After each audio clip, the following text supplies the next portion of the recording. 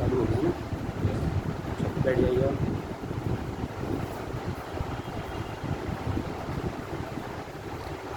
Hello students, मैं Manoj Agarwal for the NEET classes. Mukhyamantri Abhyudaya योजना में आज का जो आपका टॉपिक है वो प्लांट किंगडम का सेकंड पार्ट है। ठीक है, इससे पहले हम प्लांट किंगडम का फर्स्ट पार्ट पढ़ चुके हैं। बेटा कभी कभी ऑफ हो जाता है, ध्यान रखना है, वो तो बताएंगे।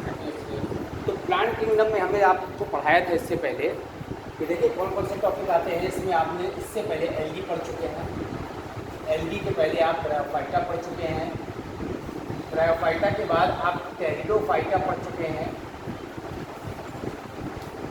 टेरिडोफाइटा के बाद आप जिम्नोस्पर्म पढ़ चुके हैं, और जिम्नोस्पर्म के बाद एंजियोस्पर्म का आपने संक्षिप्त अध्ययन किया था। उस दिन जो है टाइम पूरा हो गया था, तो मैंने आपको एंजियोस्पर्म में शॉर्ट में पढ़ाया था एंजियोस्पर्म क्या होते हैं। आज प्लांट किंगडम के सेकेंड पार्ट में हम एंजियोस्पर्म का डिटेल डिस्क्रिप्शन पढ़ेंगे।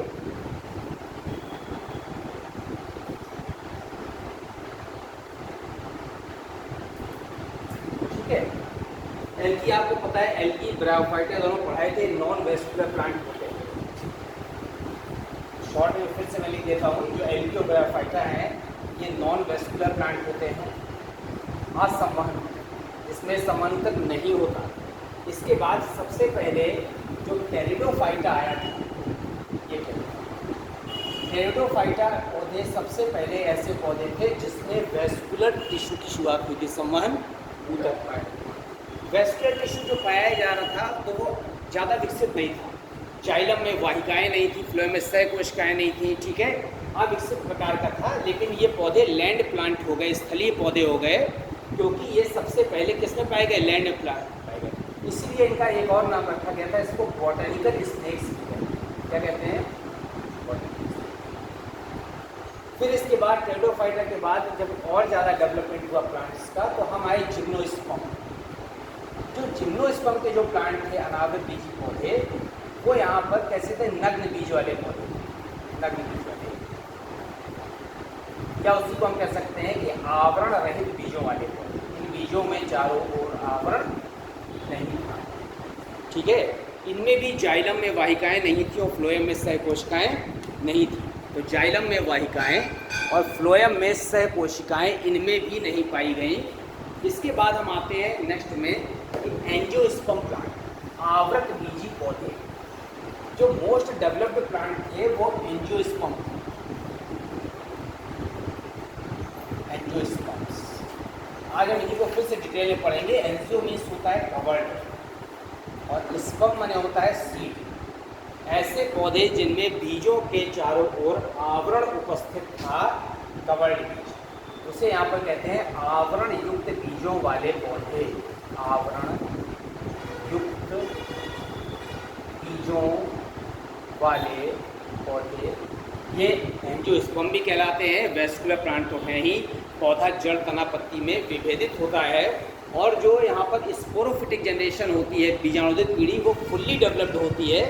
और जो कौन सी पीढ़ी होती है, गैमेटोफिटिक, ठीक है, युग्मकोदित पीढ़ी, वो अल्प विकसित होती है। अब वेस्कुलर प्लांट भी है, सीडेड प्लांट भी है। सबसे पहले यहाँ पर फ्लावरिंग प्लांट्स थे, पुष्पीय पौधे भी इनको कहते हैं, फ्लावरिंग प्लांट्स। इनके बारे में हमको डिटेल में पढ़ना है। जितने भी आधुनिक समय में आपको पौधे दिखाई देते हैं, उसमें एल्गी को छोड़कर अधिकांश जो लैंड प्लांट हैं वो सब क्या है, एंजियोस्पर्म, अधिकांश, न कि और। अब हम आते हैं इसमें प्लांट किंगडम में एंजियोस्पर्म के बारे में। तो आपको पता है कि एंजियोस्पर्म जो पौधे होते हैं, हर पौधे के जीवन चक्र में 2 पीढ़ी आती है। तो एंजियोस्पर्मिक जो प्लांट होगा उसके भी पौधे में जीवन चक्र में 2 पीढ़ियाँ आएंगी। कौन कौन सी, स्पोरोफिटिक जनरेशन, ये द्विगुणित होती हैं, और ये क्या होती है, प्रभावी, डोमिनेंट क्या होती है। दूसरी जनरेशन होती है यहाँ पर गैमेटोफिटिक। गैमेटोफिटिक जनरेशन को यहाँ पर युग्मकोदित पीढ़ी कहते हैं।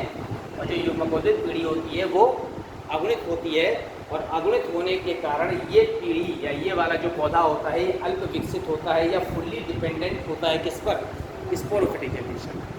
तो दोनों पीढ़ियों में यहाँ पर जो मुख्य पौधा है वो कैसा है, स्पोरोफिटिक जनरेशन। अभी हम लाइफ साइकिल बाद में पढ़ेंगे। ये मुख्य पौधा है और किसमें किसमें विविध है, रूट, स्टेम और लीफ। ठीक है, मेनली रूट, स्टेम, लीफ में डिवाइड है। या तो अगर हम यहाँ पर सिस्टम की बात करेंगे तो 2 सिस्टम है, रूट सिस्टम और शूट सिस्टम। देखिए हमने सिंपली लिख दिया कि रूट, स्टेम और लीफ में डिवाइड होता है। रूट जो होता है सामान्य पौधों की तरह इसकी भी जड़ें होती हैं और रूट की एक विशेषता होती है जड़ की कि मोस्टली कहाँ होता है, नेगेटिव फोटोट्रॉपिक, माने प्रकाश से दूर जाते हैं, मोस्टली नॉट ऑलवेज। ठीक है, और क्या होते हैं यहाँ पर, पॉजिटिव जियोट्रॉपिक होती है, माने धनात्मक कैसी होती है, गुरुत्वानुवर्ती, और ऋणात्मक कैसी होती है, प्रकाशानुवर्ती। इसका मतलब है प्रकाश से कहाँ जा रही है, दूर जा रही है, और गुरुत्वाकर्षण की ओर जा रही है, तो उसे क्या कहेंगे, रूट कहेंगे। अभी डेफिनेशन पूरी नहीं हुई। इसमें नोड और इंटरनोड नहीं होते, node and internode. Node internode आपने गन्ने में देखे हैं, जो पार्ट खाते हैं वो इंटरनोड है, जो गांठ छूट जाती है वो नोड इंटरनोड नहीं होता। इसके अलावा मूलांकुर से विकसित होता है, कहाँ से डेवलप होती है, रेडिकल से। जड़ और तने का डिटेल डिस्क्रिप्शन मॉडिफिकेशन हम एनाटॉमी ऑफ फ्लावरिंग प्लांट्स में पढ़ा चुके हैं। यहाँ केवल आपको सामान्य बात बता रहे हैं कि जड़ किसे कहते हैं, पौधे का वह भाग जो मूलांकुर से विकसित होता है, धनात्मक गुरुत्वानुवर्ती होता है, ऋणात्मक प्रकाशानुवर्ती होता है, और उसमें नोड और इंटरनोड नहीं पाए जाते, उसे रूट कहते हैं। फंक्शन आपको पता है जड़ का कि जल और खनिज तत्वों को भूमि से क्या करना, अवशोषित। फिर इसके बाद हम आते हैं रूट के बाद किसमें, स्टेम। स्टेम जो होते हैं वो प्लूमूल से विकसित होता है, प्रांकुर से। इससे विकसित है, यहाँ पर प्रांकुर से विकसित है। प्रांकुर से विकसित होने के साथ साथ ये पॉजिटिव फोटोट्रॉपिक होता है, प्रकाश की ओर जाता है तना। नेगेटिव जियोट्रॉपिक होता है, गुरुत्वावर्तन से दूर रहता है, ऋणात्मक गुरुत्वावर्ती, गुरुत्व के अपोजिट। और इसमें नोड और इंटरनोड पाए जाते हैं, नोड एंड इंटरनोड। ठीक है, ये क्या हो गया, स्टेम हो गया। फिर हम आते हैं इसमें, इस पार्ट में लीफ। पौधे का प्रमुख प्रकाश संश्लेषी भाग कहते हैं मेन फोटोसिंथेटिक, शॉर्ट फॉर्म लिखा हुआ है, main photosynthetic part of plant.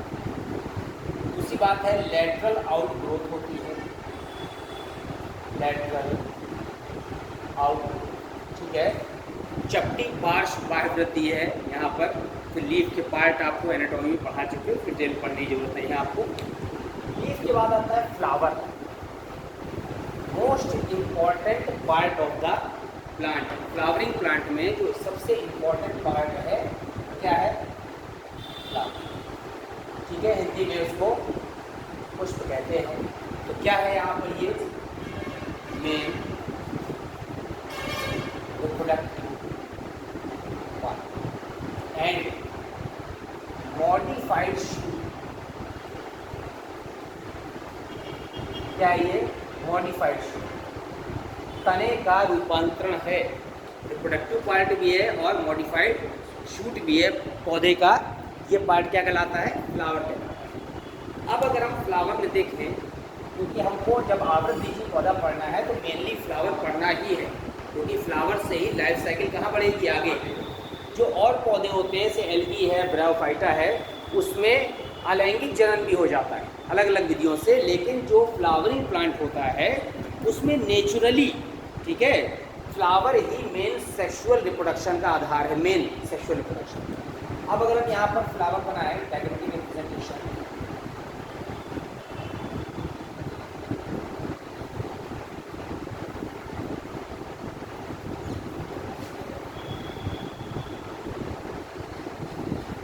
ये पार्ट है पेडिसिल। पेडिसिल को हिंदी में कहते हैं पुष्प व्रण। ये पार्ट है सेपल। सेपल को हिंदी में क्या कहते हैं, बाह्य। ये क्या है, पेटल। पेटल को क्या कहते हैं, पार्ट क्या है? स्टैमेन। स्टैमेन को हिंदी में क्या कहते हैं? कोकेसर कहते हैं। ये पार्ट क्या है? ये अंडक है। अंडक में ये जो फूला हुआ पार्ट दिख रहा है ना, ये है ओवरी, हिंदी में कहते हैं अंडाशय। इसके ऊपर ये जो ट्यूब लगी हुई है इसको कहते हैं स्टाइल, हिंदी में क्या कहते हैं? वर्तिका। और ये जो ऊपर लगा हुआ है इसे कहते हैं स्टिग्मा, हिंदी में क्या कहते हैं? वर्तिका। अब ये वर्टिकल सेक्शन ऑफ फ्लावर है, पीएस ऑफ। जो वर्टिकल सेक्शन होता है फ्लावर का, अनलंब काट, उसमें आप देख रहे हैं मुख्य रूप से 4 भाग दिखाई देते हैं कंप्लीट फ्लावर में। और देखो यहाँ तक कवर कर रहा है, 4 पार्ट दिखाई देते हैं। एक को कहते हैं कैलिक्स, हिंदी में कहते हैं बाह्य दल। ठीक है, ये क्या है? बाह्यतम इकाई है। किससे मिलकर बनता है? सेपल से मिलकर बनता है।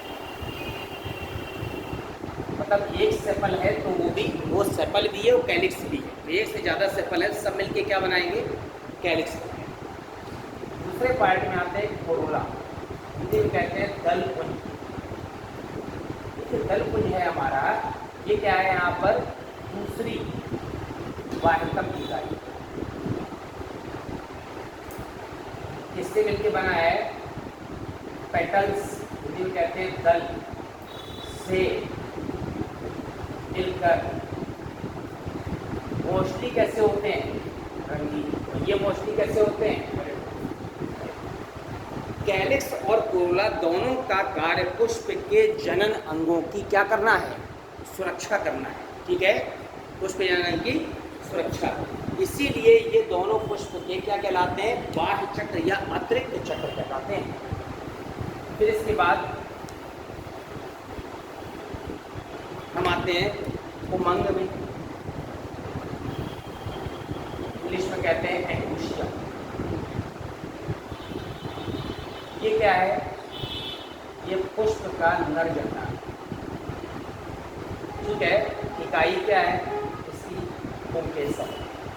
ये जो मैंने यहाँ बनाया, एक पुंकेसर है तो वही उमंग है, वही पुंकेसर है। अगर एक से ज़्यादा पुंकेसर है, सब मिलके क्या बनाएंगे? उमंग बनाएंगे। और पुष्प का नर जनक है और आवश्यक चक्र है। ठीक है, वो दोनों कैसे थे? अतिरिक्त चक्र थे या सहायक। फिर हम आते हैं इसमें जायांग। जायांग को इंग्लिश में क्या कहते हैं? गाइनोशियम। ये जो है यहाँ पर मादा जनना पुष्प। इकाई क्या होती है इसकी? इकाई होती है अंडक। एक से अधिक अंडक से मिलकर बना होता है। अंडक में 3 भाग होते हैं, अंडाशय, वर्तिका और वर्तिका। अब अगर एक अंडक है, ठीक है, तो वही अंडक है, वही जायांग। लेकिन आप कमल गट्टे में देखिए, जो कमल गट्टा आप खाते हैं, कमल का फल देखा है ना, बाजार में मिलता है, तो उसमें ढेर सारी यूनिट बनी होती है ऐसी। ये यूनिट जो है ये अलग अलग अंडक हैं और एक ही किस्में हैं, फ्लावर में है, तो वो बहुअंडक की दशा है। कई अंडक मिलकर एक जायांग बना रहे हैं। तो अब डिपेंड करता है कि अंडक पृथक है या जुड़े हुए हैं, वो सब बाद में अलग अलग एग्जाम्पल लेंगे। तो मेन रूप से पुष्प में 4 चक्र होते हैं, बाह्यदल पुंज, दल पुंज, पुंग और जायांग। तो बाह्यदल पुंज और दल पुंज पुष्प के जनन अंगों की सुरक्षा करते हैं और पुमंग और जायांग पुष्प के नर और मादा जननांग हैं। ऐसा पुष्प जिसमें उपरोक्त चारों चक्र पाए जाते हैं, कितने? चारों, तो उसे कहते हैं यहाँ पर कंप्लीट फ्लावर। लेकिन पूछा जाता है कि कंप्लीट और इनकम्प्लीट क्या है? तो जो कंप्लीट फ्लावर है उसमें पुष्प के चारों जननांग, कौन कौन सा? कैलिक्स का सिंबल होता है के, कोरोला का होता है सी, एंडोशियम का होता है ए और गाइनोशियम का होता है जी। अगर चारों चक्र उपस्थित हैं, चारों चक्र प्रेजेंट, तो फ्लावर को क्या कहेंगे? कंप्लीट। ये माने क्या है यहाँ पर? कैलिक्स। ये क्या है?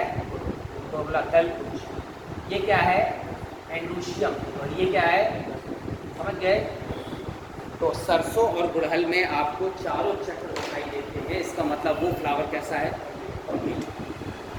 अब अगर इनमें से कोई भी एक चक्र अब्सेंट हो, कोई भी एक, ठीक है, तो वो उसे कहेंगे इनकम्प्लीट। मान लीजिए किसी पुष्प में कोरोला नहीं,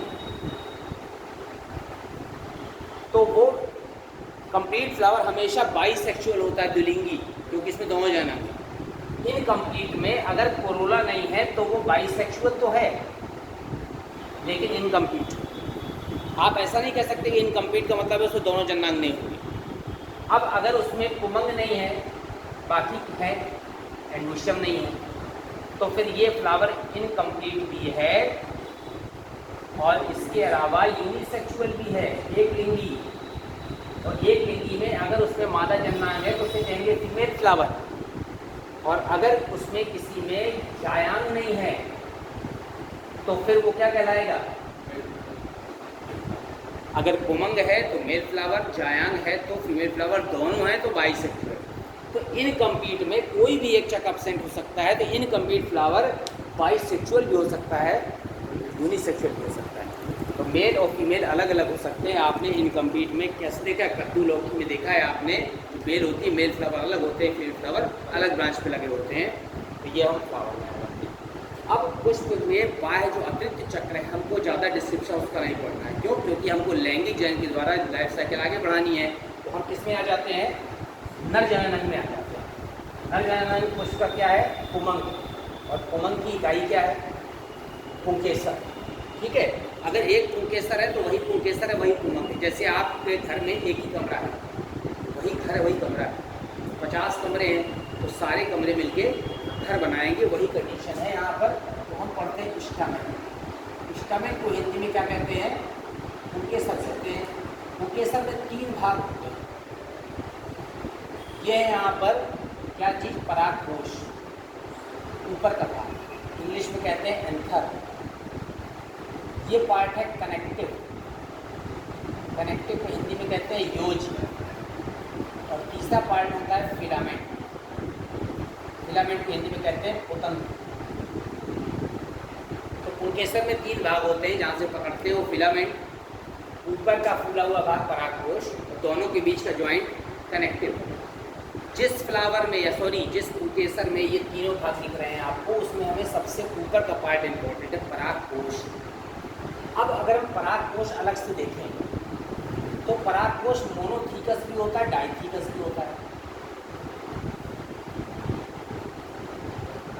एक कोष्ठी द्विकोष्ठी कहते हैं।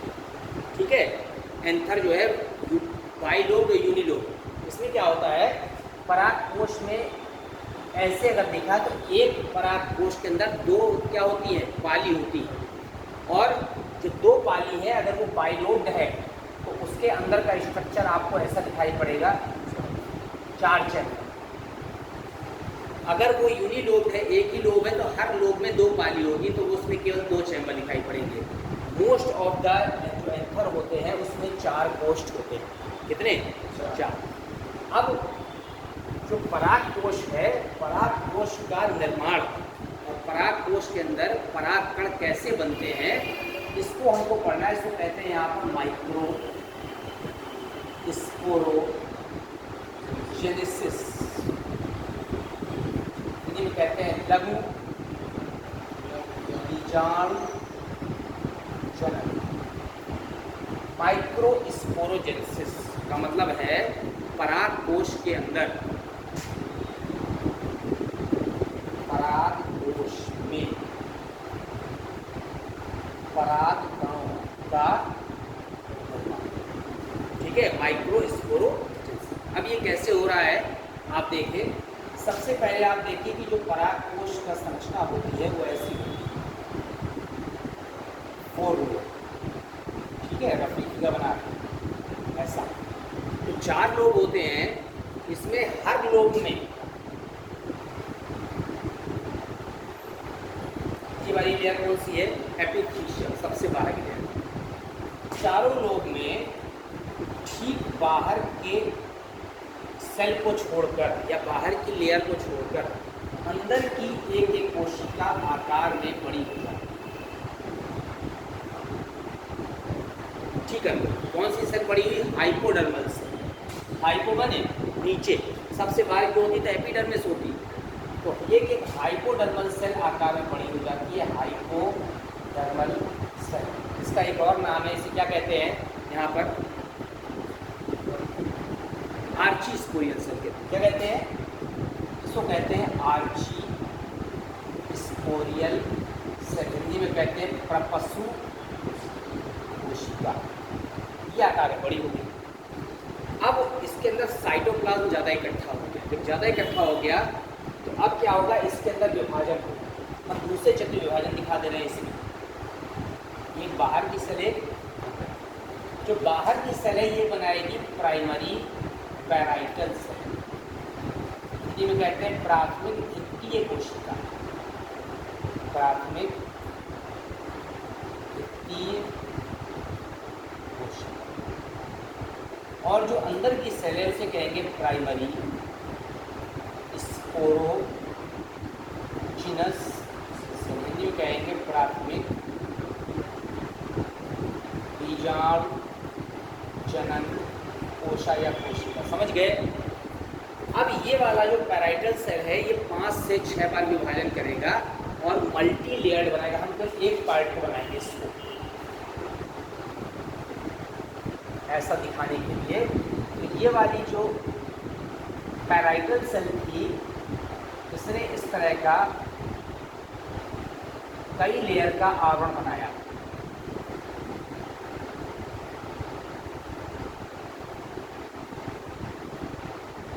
ये जो मल्टी लेयर आवरण है इसमें सबसे बाहर का कहलाएगा एंडोथीसियम।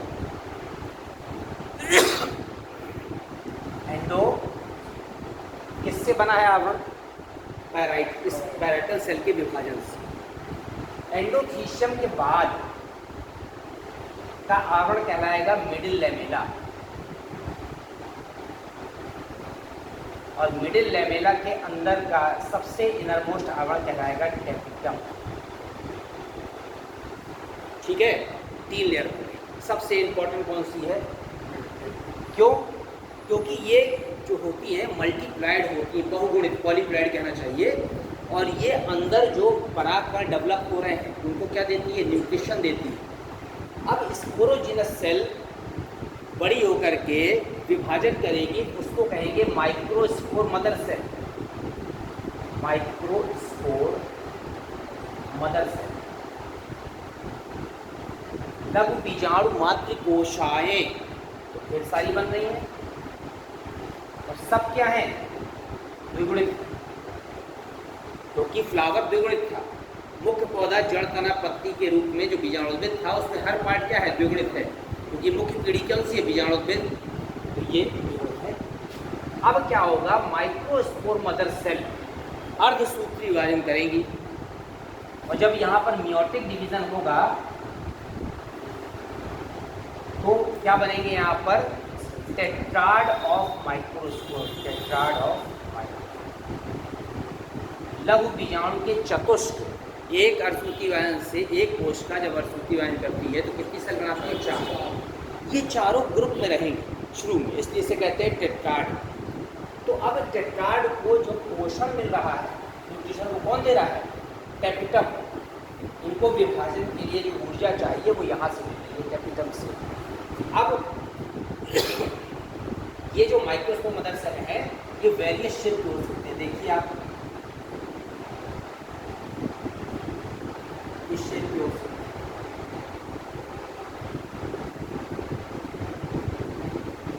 इस शेप के हो सकते हैं, इस शेप के हो सकते हैं। ठीक है, इस शेप के हो सकते हैं। ये लीनियर हो गया, ये टी शेप हो गया, ये आइसोबैलेटरल हो गया, ये टेटुसेट हो गया। These are the various types of tetrad. चतुष्क के विभिन्न प्रकार, चतुष्क विभिन्न प्रकार हैं। इस तरह से ये क्या बन गए? माइक्रोस्पोर्स। अब ये माइक्रोस्पोर्स जो है अलग अलग हो जाएंगे, सेपरेट हो जाएंगे। तब यहाँ पर कहेंगे, यहाँ पर सिंगल माइक्रोस्पोर कैसा होगा? पॉलिंग ग्रेन भी कहते हैं। क्या कहते हैं? Polling grain. इसी में एक कंडीशन और है, एक पौधा होता है कैलाट्रोपिस, मदार। मदार में एक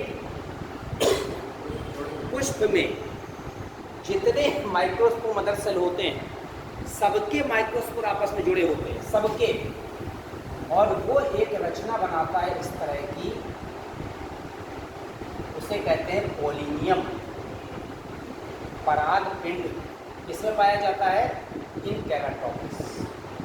तो कैलाट्रोपिस के फ्लावर में सारे माइक्रोस्पोर मदर सेल अर्धसूत्री विभाजन करके आपस में चिपक जाते हैं, जिससे टेट्राड न बन के कंपाउंड स्ट्रक्चर बनता है, उसे कहते हैं पोलिनियम। ठीक है।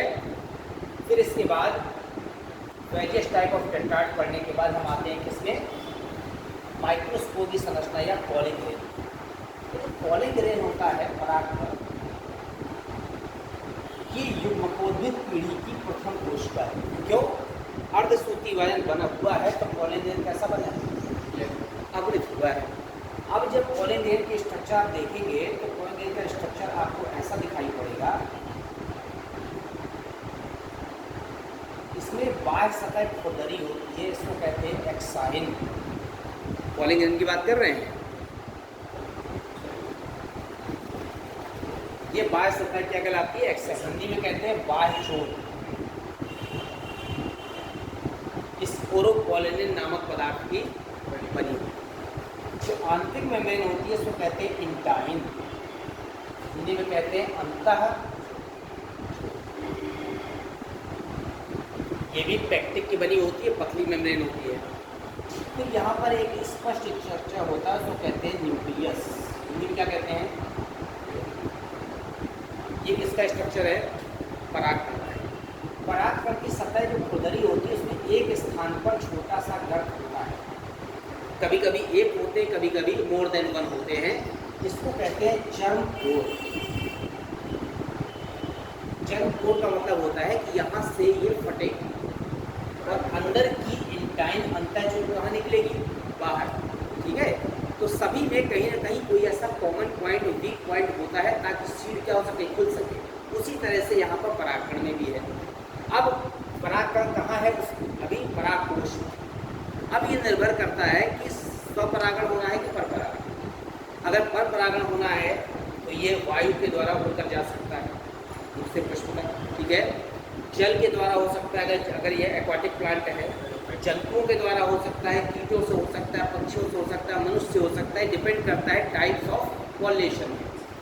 लेकिन परागण होने से पूर्व इसके अंदर जो केंद्रक है वो केंद्रक विभाजन कर जाता है, दो केंद्रक बनाता है। बड़ा केंद्रक कहलाता है ट्यूब न्यूक्लियस, अभी भी अंदर ये एक्साइन बनी हुई है इस बाहर, और छोटा केंद्रक कहलाता है जेनरेटिव न्यूक्लियस। इसको हिंदी में कहते हैं जनन केंद्रक, और इसको क्या कहते हैं? नलिका। अब क्या होगा? ये जो ट्यूब न्यूक्लियस है ये अंदर की इंटाइन पराग नली के रूप में चर्म कोर से कहाँ निकलती है? बाहर। इंटाइन निकलती है इस वाले चर्म कोर से। अब जब बाहर तक निकलेगी तो इसे कहेंगे पॉलन ट्यूब। क्या कहेंगे? Pollen tube. और इसमें क्या पाया जाएगा? ये जनन केंद्रक है, जनरेटिव न्यूक्लियस, जो बाद में किसमें डिवाइड कर जाता है? Male gamete.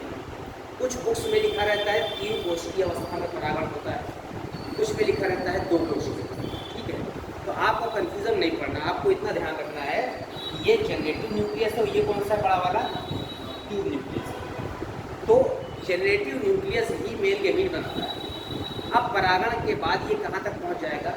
वर्तिकाग्र तक पहुँच जाएगा। उसके बाद क्या बनाएगा? मेल गैमीट बनाएगा, और फिर वहाँ से होकर के पराग नली कहाँ बढ़ जाएगी? बीजाणु। तो लघु बीजाणु जन्म में माइक्रोस्पोरोजेंसिस में हमने पढ़ लिया किस प्रकार से परागकोश में परागकणों का निर्माण हो रहा है। मेल यूनिट हमने बना ली। ठीक है, अब हमें किस में आना है, फीमेल यूनिट में आना है। ठीक,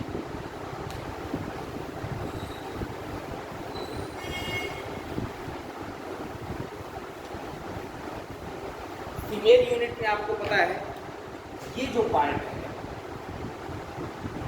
इसको क्या कहते हैं, इसे कहते हैं कार्पेल, हिंदी में क्या कहते हैं, अंडक।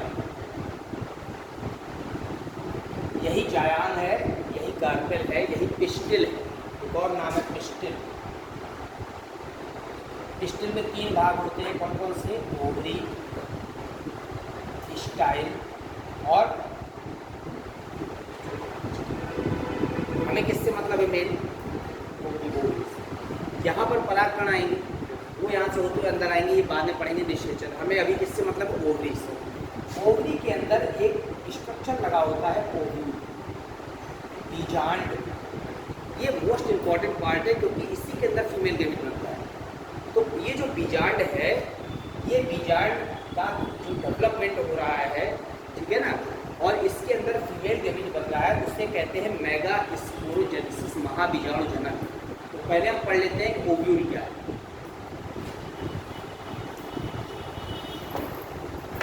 देखिए ओव्यूल हिंदी में कहते हैं बीजांड, और आफ्टर फर्टिलाइजेशन, निषेचन के बाद यही बीजांड किससे बदल जाता है, बीज में।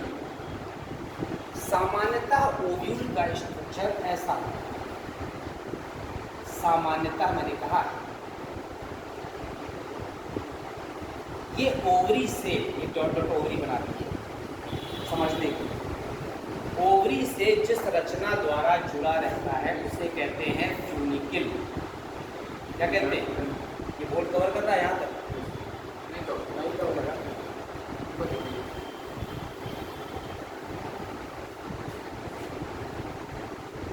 ये है स्ट्रक्चर ऑफ ओव्यूल, ये है यहाँ पर ओवरी। ये जो बीजांड है, ये जिस रचना द्वारा जुड़ा रहता है उसे क्या कहते हैं, फ्यूनिकल। किससे जुड़ा रहता है, ओवरी की दीवार से। ठीक है, हिंदी में कहते हैं बीजांड ग्रंथि, इसको F से प्रदर्शित करो।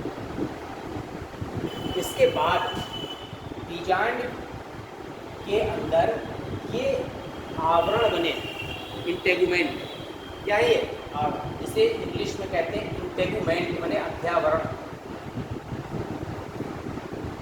अध्यावरण, कई बीजांड ऐसे होते हैं जो यूनिटेगमिक होते हैं, उसमें एकल अध्यावरण होता है। मोस्टली बाइटेगमिक होते हैं, 2 अध्यावरण होते हैं। ये अध्यावरण जिस स्थान से बनना प्रारंभ होते हैं उसे क्या कहते हैं, जलाजा। सी से प्रदर्शित करते हैं, हिंदी में क्या कहते हैं, भाग। और ये अध्यावरण जिस स्थान पर आकर रुक जाते हैं उसे क्या कहते हैं, माइक्रोपाइल। एम से प्रदर्शित करते हैं, हिंदी में कहते हैं बीजांड।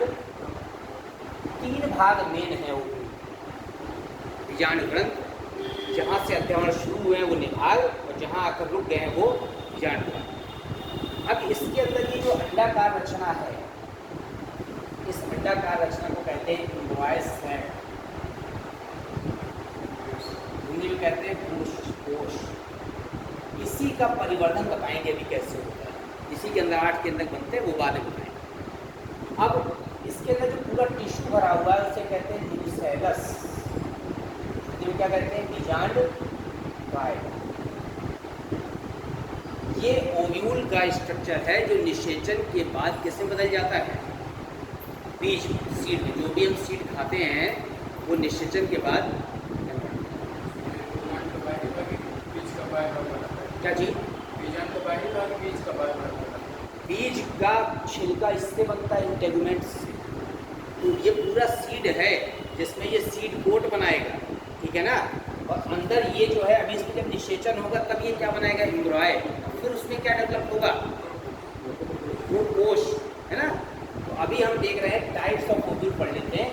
ये जो ओव्यूल मोस्ट कॉमन टाइप का है, लगभग 90% प्लांट्स में आवृत बीजी में यही वाला ओव्यूल पाया जाता है। इसका नाम है एनाट्रोपस। अब आप सोच रहे होंगे कि एनाट्रोपस क्या होता है। ओव्यूल का शेप कैसा है, ठीक है, वो निर्भर करता है इसके ओरिएंटेशन पर। कैसे ओरिएंटेशन पर, देखिए बीजांड में मैंने कहा मुख्य रूप से 3 भाग होते हैं। कौन कौन से? एक होता है बीजांड द्वार, एक होता है चलाजा और एक होता है बीजांड ग्रंथ। अगर ये तीनों एक सीधी रेखा में हैं, ये है माइक्रोपाइल, ये क्या है? चलाजा, और ये क्या है? फ्यूनिकल। जब ये तीनों एक सीधी रेखा में तो उसे कहते हैं आर्थोट्रोपस। आर्थोट्रोपस हिंदी में क्या कहते हैं? रिजु। 180 डिग्री कोण जानते हैं ना? रिजु बीजांड। ये तीनों होते हैं 180 डिग्री के कोण पर स्ट्रेट लाइन में है आर्थोट्रोपस। अब जब इसमें ग्रोथ ज़्यादा होती है, ये वाला पार्ट ऐसे पलट जाता है, तो आप देख रहे हैं ये वाला था, ग्रोथ ज़्यादा हो गई तो जो माइक्रोपाइल है वो लुढ़क करके किसके नज़दीक आ गया? फ्यूनिकल के। और अभी भी माइक्रोपाइल और चलाजा एक दूसरे से 180 डिग्री पर है, लेकिन माइक्रोपाइल और फ्यूनिकल एक दूसरे के निकट आ गए हैं। इस तरह का ओव्यूल कहलाता है एनाट्रोपस। हिंदी में कहते हैं प्रतीप। इसमें एग्जाम्पल है रूमेक्स और पॉलीगोन। इसमें गेहूँ, चना सब इसमें आते हैं मोस्ट ऑफ। तीसरा है हेमीट्रोपस। आप देखिए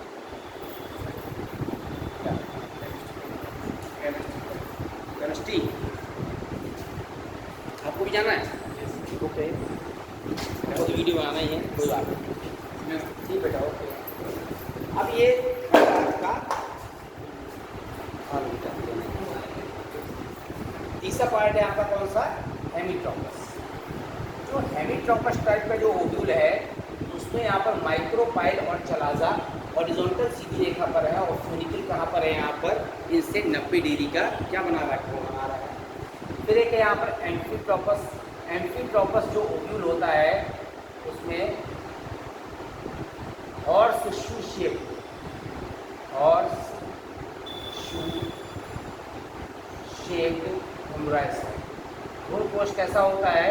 यहाँ पर घोड़े के नाल के आकार का होता है, इसलिए इसको एम्फीट्रोपस कहते हैं। फिर इसके बाद एक बीजांड होता है यहाँ पर कैम्पाइलोट्रोपस। कैम्पाइलोट्रोपस में this is the campylotropous ovule. Funicle इतना लंबा हो जाता है कि चारों ओर से बीजांड को घेर लेता है। इस तरह का पाया जाता है कैक्टस मैक्रोनियम। ये है कैम्पाइलोट्रोपस। These are the types of ovule found in the विभिन्न प्रकार के बीजांड हैं यहाँ पर। इसे पाया जाएगा नागफनी में पाया जाता है इस तरह का। तो आप देख रहे हैं these are the various types के ओव्यूल हैं।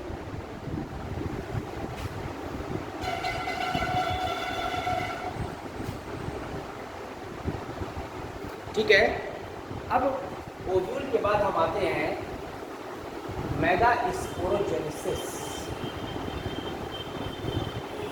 महाबीजाणु जनन।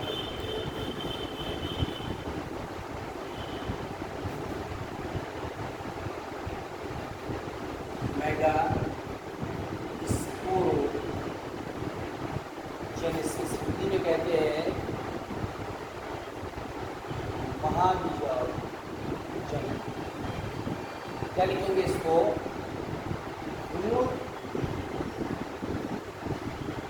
कोश के बीजांड व भूत कोश के परिवर्धन की क्रिया क्या कहलाती है? महाबीजाणु जनन कहलाती है। इसमें क्या क्या बन रहा है? एक तो आपका बीजांड बन रहा है और फिर पूर्ण कोश का परिवर्तन। इसके परिवर्तन इसका परिवर्तन कैसे हो रहा है वो आप यहाँ पर देख सकते हैं कि सबसे पहले बीजांड की कोई भी एक कोशिका आकार में बड़ी हो जाती है हाइपोडर्मिस से। उसे क्या कहते हैं यहाँ पर? आर्ची स्पोरियल। ये जो आर्ची स्पोरियल सेल है इसके बाद विभाजन करती है, फिर 2 सेट बन जाते हैं। बाहर की तकनीक कहलाती है प्राइमरी पैराइटल सेल और अंदर की कहलाती है स्पोरोजिनस।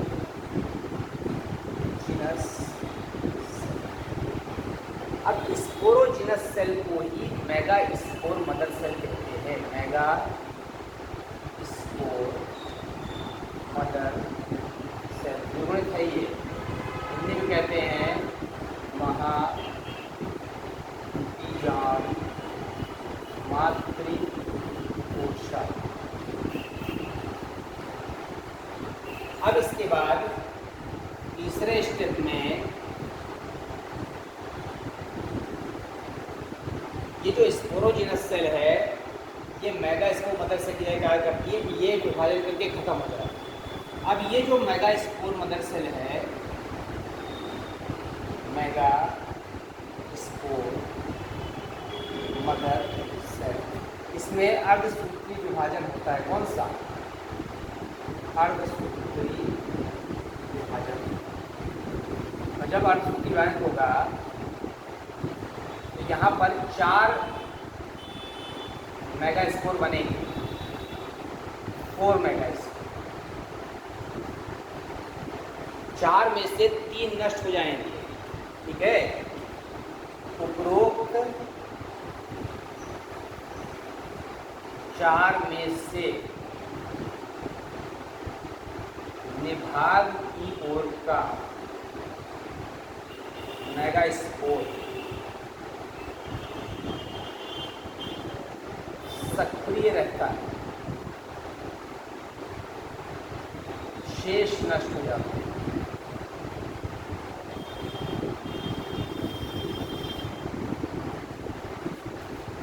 ठीक है। अब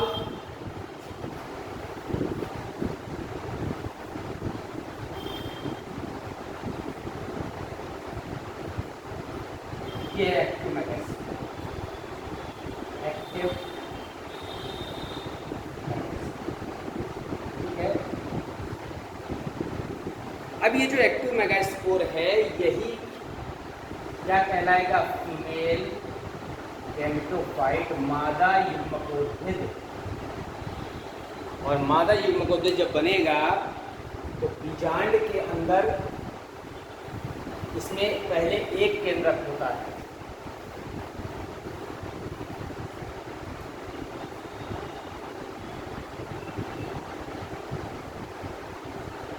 यह है एक्टिव मेगास्पोर। जो एक्टिव मेगास्पोर है इसमें एक केंद्रक होता है, ये सूत्री वालित करता है। सूत्री वालित करेगा, केंद्रक 2 हो जाएंगे, फिर सूत्री विभाजन होगा,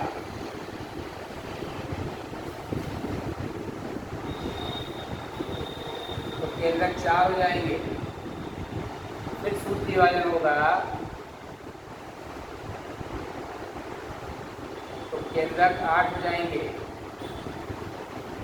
8 केंद्रक। 8 केंद्रक में से क्या होता है कि दोनों तरफ का एक एक मध्य में आ जाता है।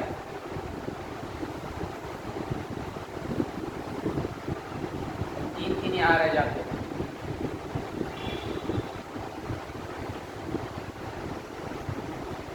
एक ही मध्य में है, ये कहलाते हैं ध्रुवीय केंद्रक।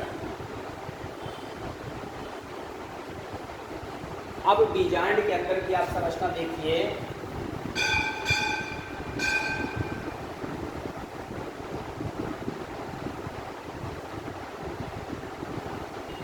ये भ्रूणकोश है, ये भ्रूणकोश। भ्रूणकोश में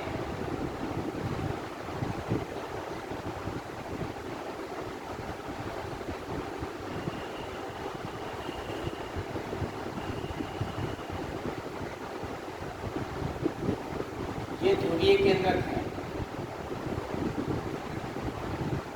मध्य में है N+N, और ये क्या है यहाँ पर प्रतिमुख कोशिकाएं हैं। प्रतिमुख कोशिकाएं कितनी है? 3 N+N+N।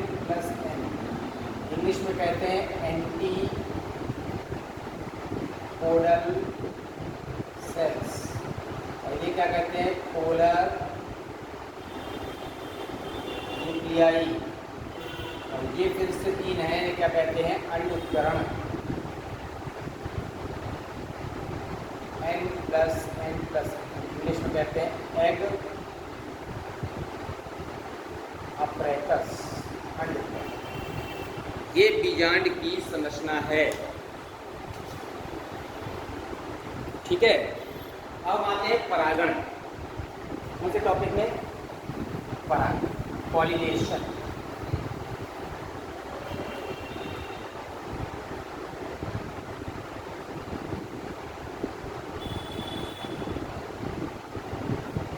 पता है आपको कि परागकोश से परागकणों का निकलकर वर्तिकाग्र तक जाने की क्रिया परागण कहलाती है। 2 प्रकार का होता है, स्वपरागण और परपरागण। इंग्लिश में कहते हैं सेल्फ पॉलिनेशन, और दूसरा है क्रॉस पॉलिनेशन।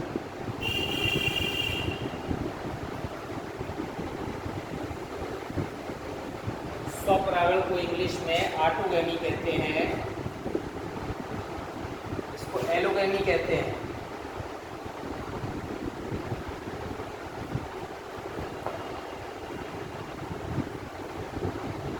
स्वपरागण में क्या होता है?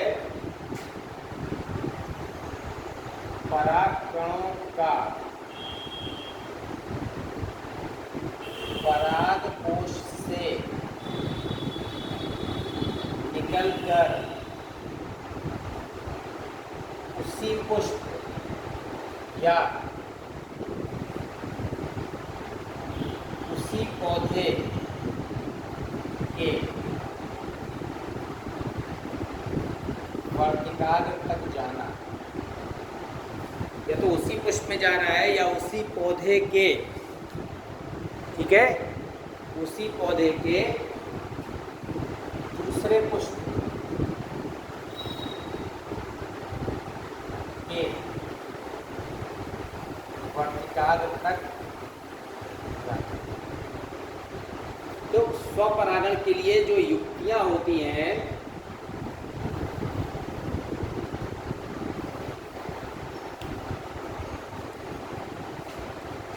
स्वपरागण हेतु पुष्प बाइसेक्सुअल द्विलिंगी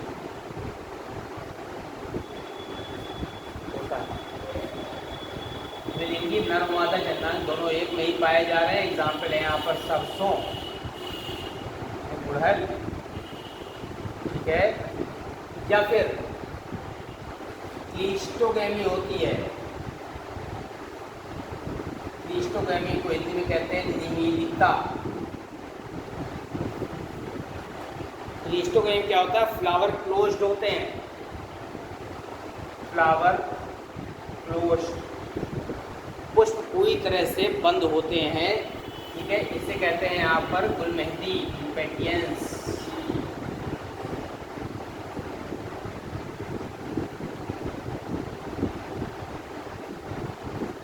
तीसरी दशा होती है होमोगैमी।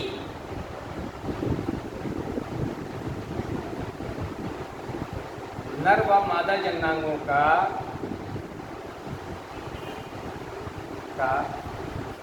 एक साथ परिपक्व होना। इसके कारण से भी स्वपरागण ही होता है।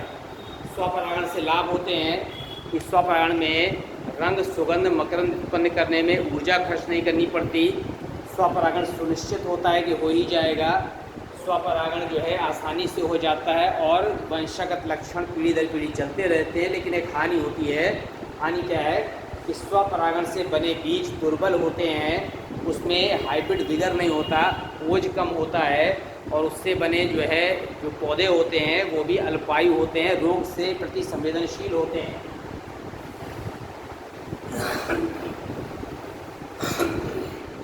हम आते हैं परपरागण।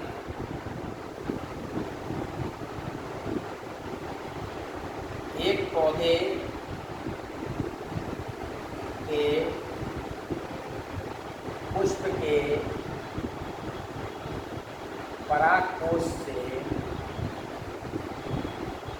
परागकणों का निकलकर उसी प्रजाति के दूसरे पौधे के पुष्प के वर्तिकाग्र तक जाना क्या कहलाता है? परपरागण कहलाता है। परपरागण के लिए बहुत तरह की युक्तियां पाई जाती हैं। ठीक है, कौन कौन सी युक्तियां होती हैं परपरागण के लिए? एक तो होता है हेट्रोगैमी। ठीक है, अलग अलग समय तक परिपक्व होना पुष्प का, जैसे प्रोटेंड्री, पूर्णता कहते हैं। क्या है प्रोटेंड्री?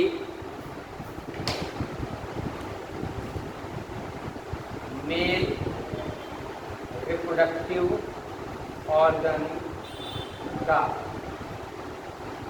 पहले परिपक्व होना। एक को कहते हैं प्रोटोगाइनी, इसे कहते हैं पूर्व स्त्री पक्वता। इसमें क्या होता है? फीमेल रिप्रोडक्टिव ऑर्गन का पहले परिपक्व होना। ठीक है, तो ये दो कंडीशन परपरागण को बढ़ावा देती हैं। दूसरा होता है यहाँ पर यूनिसेक्सुअलिटी, एक लिंगता अगर है तो भी पुष्प में मोस्टली क्या होगा? यहाँ पर परपरागण ही होगा। अब यूनिसेक्सुअलिटी में भी दो प्रकार हैं, मोनोशियस और डायोशियस। इसको कहते हैं यहाँ पर मोनोशियस को एक लिंगाश्रयी, और ये है उभयलिंगाश्रयी। मोनोशियस और डायोशियस फ्लावर के लिए यूज हो रहा है और यूनिसेक्सुअल और बाइसेक्सुअल पुष्प के लिए हो रहा है। मोनोशियस दशा में उभयलिंगाश्रयी में एक प्लांट है, प्लांट में अलग अलग ब्रांच पर मेल और फीमेल फ्लावर लगे हुए हैं, अलग अलग ब्रांच पर। ठीक है, कद्दू लोग। डायोशियस एक लिंगाश्रयी, ये अलग अलग प्लांट हैं, मेल प्लांट अलग है, फीमेल प्लांट अलग है। मेल प्लांट में male flower, female flower. Papaya में ऐसा होता है, पपीते में। ये डायोशियस, ये सब परपरागण के लिए युक्तियां हैं। अब methods of cross pollination, methods of cross परपरागण के लिए तरह तरह की युक्तियां हैं। जैसे एक है यहाँ पर एनिमोफिली, ठीक है, वायु परागण। वायु परागण हेतु जो पुष्प होते हैं उसके जो परागकण होते हैं बहुत हल्के होते हैं। आर्किड में ऐसा होता है, वायु में उड़कर दूर दूर तक जा सकते हैं, उनमें वायु परागण पाया जाता है। ठीक है, ऐसा किसमें होता है? मक्के में भी होता है। एग्जाम्पल मक्का। दूसरा है हाइड्रोफिली, जल परागण। जल से होने वाले परागण में भी पौधे को बहुत रंगीन नहीं होना पड़ता, जो परागकण होते हैं और वो उसमें चाहे वैक्स कोटिंग होती है ताकि पानी में सड़े ना। इसमें एग्जाम्पल है लोटस, कमल में ऐसा होता है और वेनिस्टेरिया में ऐसा होता है। तीसरा होता है यहाँ पर एंटमोफिली, कीट परागण, विभिन्न तरह के कीट होते हैं। इस कीट परागण इम्पॉर्टेंट है। जिन पुष्पों में कीट परागण होता है वो पुष्प के दल रंगीन होते हैं, ठीक है, और कलर्ड होते हैं ताकि उनके आकर्षण से दूर दूर से जो है वहाँ तक पौधे आ सकें, सॉरी कीट आ सकें। अगर छोटे होते हैं पुष्प गुच्छे में होते हैं, बड़े होते हैं तो कलर्ड। इसके अलावा फ्रेगरेंस होती है, सुगंध होती है, उसके आकर्षण से भी कीट वहाँ तक आते हैं। ये एंटोमोफिली। फिर इसके बाद यहाँ पर ज़ेरोटेरिफिली, चमगादड़ परागण। फिर इसके बाद चमगादड़ परागण के बाद और मेलिकोफिली, शंख व घोंगे द्वारा जो परागण हो रहा है, ठीक है, और एनिमोफिली बाय एनिमल्स, जो जंतुओं से हो रहा है, मनुष्यों से भी होता है, बर्ड से भी होता है। उसमें ऑर्निथोफिली भी एक पार्ट है, पक्षियों से, बाय बर्ड्स, ठीक है। अब परागण के बाद आते हैं हम निषेचन, इससे आते हैं फर्टिलाइजेशन।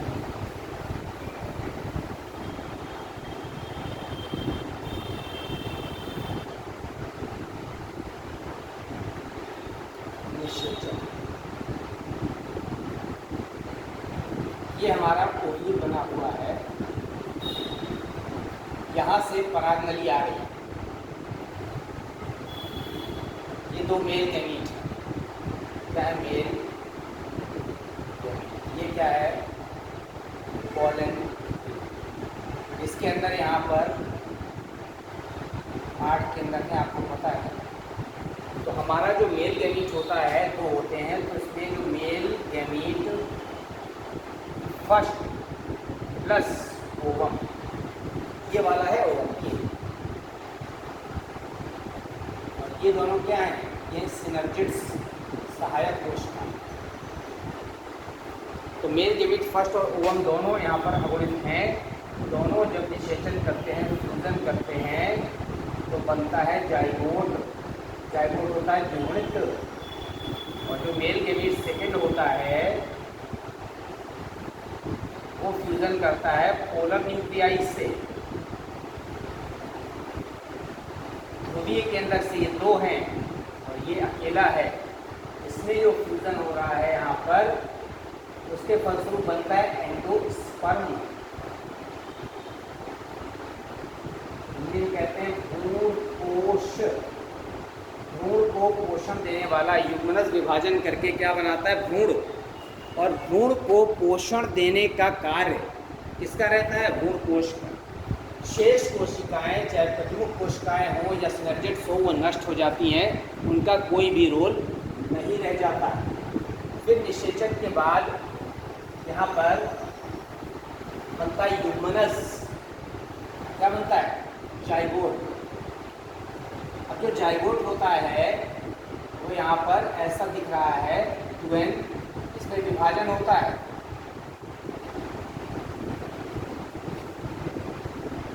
अब ये जो विभाजन हो रहा है तो 1 से 2 भाग में बढ़ गया। अब विभाजन कैसे हो रहा है, जो युग्मनज का विभाजन होता है, उस युग्मनज के विभाजन से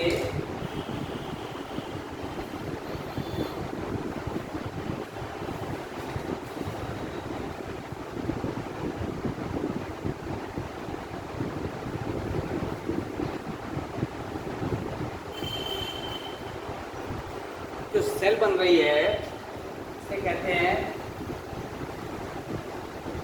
सस्पेंसर सेल, और ये होती है टर्मिनल सेल। इसी को कहते हैं यहाँ पर एम्ब्रियोनल सेल।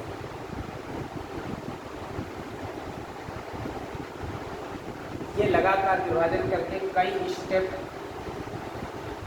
बनाता है, इसे कहते हैं हास्टोरियल सेल। ये सस्पेंसर, निलंबक, और यहाँ पर 4 कोशिकाएं बन जाती हैं, और बाद में जो है बीजांड के अंदर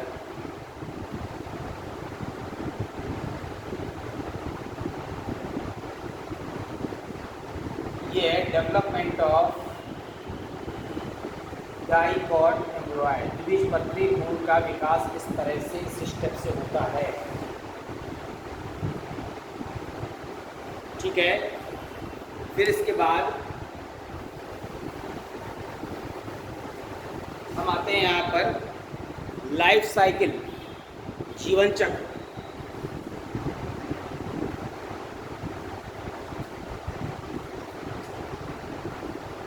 ये है जिसका प्लांट,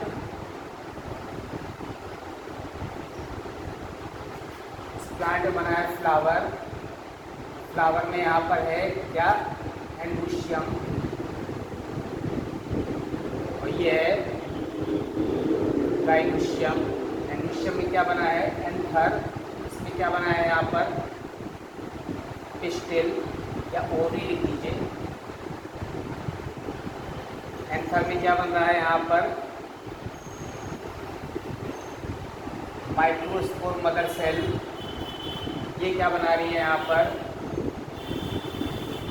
मेगास्पोर मदर सेल। दोनों में कौन सा डिवीज़न हो रहा है, मियोटिक डिवीज़न। ये क्या बनाएगा, माइक्रोस्पोर। ये क्या बनाएगा, मेगास्पोर। इसने बनाया यहाँ पर मेल गैमीट, इसने क्या बनाया, फीमेल गैमीट। दोनों ने फिर से क्या किया, फ्यूज़न किया, बन गया जाइगोट, जाइगोट से बन गया सीड, सीड से फिर से क्या बन गया, नया पौधा। यहाँ पर अर्धसूत्रीवाहन से पहले तक और फ्यूज़न के पहले तक ये एन पीढ़ी है गैमेटोफिटिक, और ये 2n स्पोर। ठीक है, मैंने आज आपको एंजियोस्पर्म की लाइफ साइकिल पूरी बता दी। एंजियोस्पर्म बात करें। Okay, thank you students.